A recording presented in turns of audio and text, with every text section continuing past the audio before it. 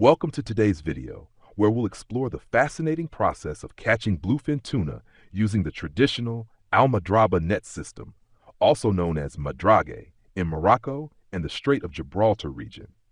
This ancient method, which dates back over 3,000 years to the Phoenician civilization, is one of the oldest known fishing techniques, still in use today. The technique involves capturing tuna with a fixed net system, known as madrague in French and almadrava or almadraba in Spain and Morocco. Originating with the Phoenicians, this method has been passed down through generations and is still practiced in parts of the Mediterranean coastline, including Morocco, Spain, Portugal. The nets are arranged into an underwater maze system, coordinated with multiple small boats to form guiding chambers, leading the school of bluefin tuna into a central enclosure where they are eventually trapped. This method prioritizes the selection of large, mature tuna, those that have already spawned multiple times, while smaller fish are released back into the sea, helping to prevent overfishing and support sustainable harvesting. Bluefin tuna fishing takes place during their migration from the Atlantic Ocean into the Mediterranean Sea to spawn, typically in late spring, April to June, and it can extend into early summer or resume in autumn when the tuna return. Every spring, thousands of bluefin tuna begin an incredible journey. They leave the cold waters of the Atlantic and swim toward the Mediterranean, where warmer waters, ranging from 20 to 28 degrees Celsius, provide the ideal conditions necessary for their reproduction. They swim at speeds of up to 64 kilometers per hour, hunting smaller fish off the coast of Morocco before crossing the Strait of Gibraltar to spawn. Before the tuna migration season, typically from April to June, fishermen begin to deploy and anchor a complex net system called the almadraba near the coastline. This system consists of multiple large and deep layers of nets attached to dozens of buoys and anchors on the seafloor, forming a maze-like structure to guide the fish.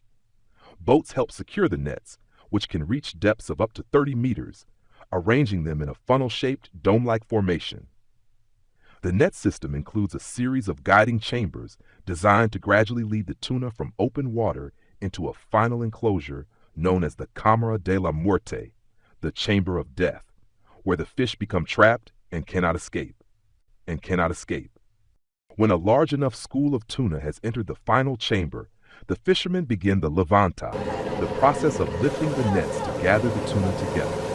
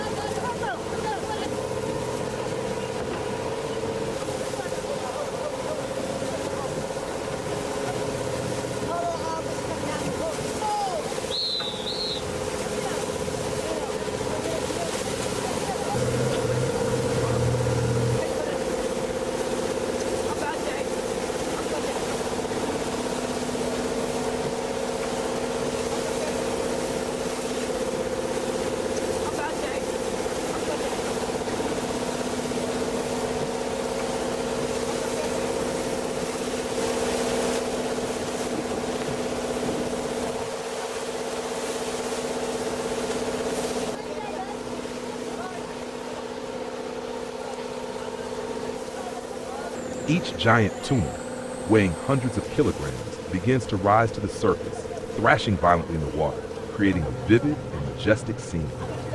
This is the most intense and dramatic moment, as dozens of massive bluefin tuna struggle fiercely within the confined chamber of water. Once the tuna are gathered into a confined space, the fishermen use long metal hooks to haul each fish onto the boat, simultaneously performing a precise cut to the gills or tail to bleed the fish immediately.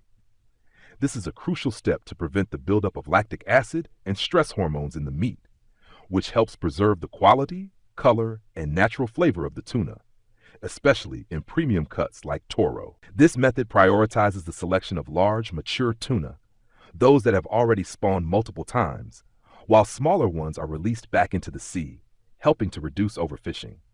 The entire Levanta process is not only a sophisticated fishing technique, but also a cultural event rooted in community spirit. It represents the fusion of collective strength, inherited experience, and a deep respect for the sea. Although it may appear brutal, this technique is considered sustainable because it targets only mature fish, releases the juveniles, and results in minimal bycatch thanks to the wide mesh nets and a system that allows for seasonal and stock-based regulation. Despite competition from modern industrial fishing methods, Almadraba continues to be preserved as a unique cultural heritage of Mediterranean and North African coastal communities. It also provides a source of high-quality bluefin tuna to international markets, especially after being successfully caught using traditional methods such as Almadraba.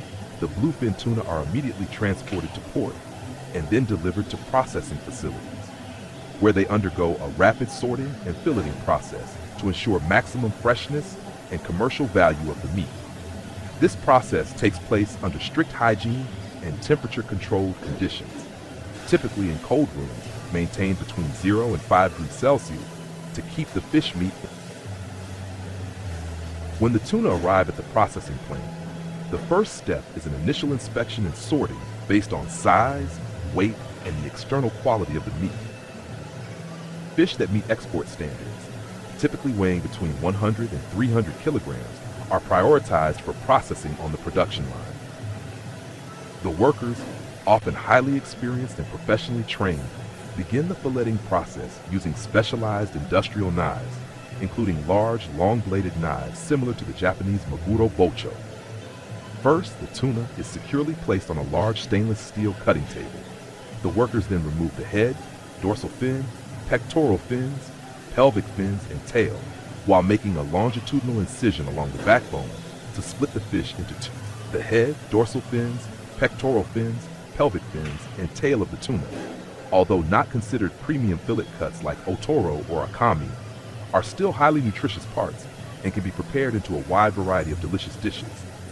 These meat portions are rich in high-quality protein, abundant in heart-healthy omega-3 fatty acids, B vitamins, especially B12, and essential minerals such as iron, phosphorus, and selenium.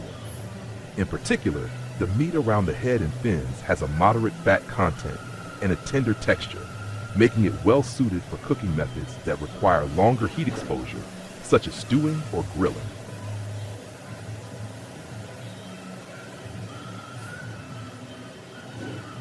The dorsal and pectoral fins contain a lot of tendons and connective tissue and are commonly braised or used in soups.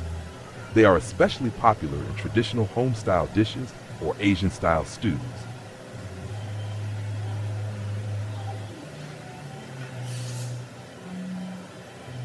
The pelvic fins have meat attached to the fatty layer beneath the belly, which is especially delicious when deep fried, grilled with salt over charcoal, or braised in coconut water.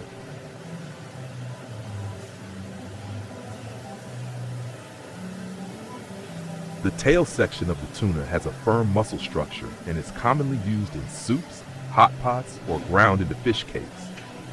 Although the meat is not particularly tender, it is rich in flavor and has a naturally sweet aroma. Utilizing every part of the fish not only helps reduce waste, but also enriches meals with a variety of delicious and nutritious dishes, while demonstrating a deep respect for the ocean's valuable food resources.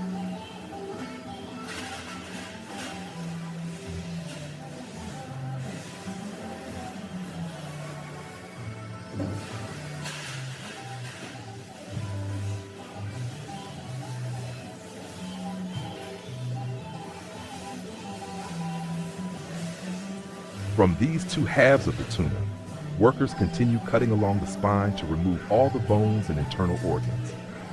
The blood residue around the backbone, known as chiai, is also thoroughly removed to prevent it from affecting the flavor and color of the meat. After the bones have been completely removed, the tuna meat is classified according to different parts of the body, each with its own unique level of fattiness and flavor.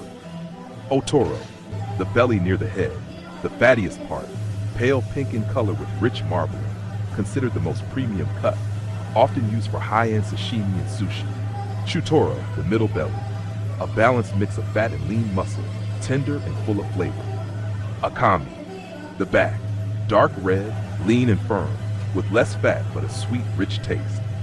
Other parts such as the collar meat, kamatoro, cheek meat, oniku, Tail meat, or trimmings near the bones, are separated for side dishes or secondary products such as canned tuna, fish cakes, or minced sashimi.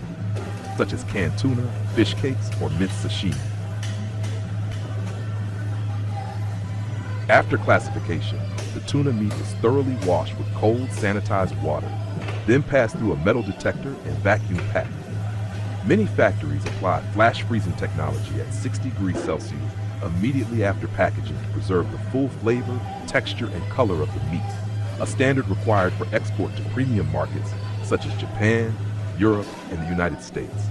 The entire process of sorting and filleting tuna not only demands skill and precision from the workers, but also requires seamless coordination between human labor and modern machinery. Proper handling techniques not only enhance the commercial value of the fish, but also help maintain the reputation of oceanic tuna as the red gold of the international market.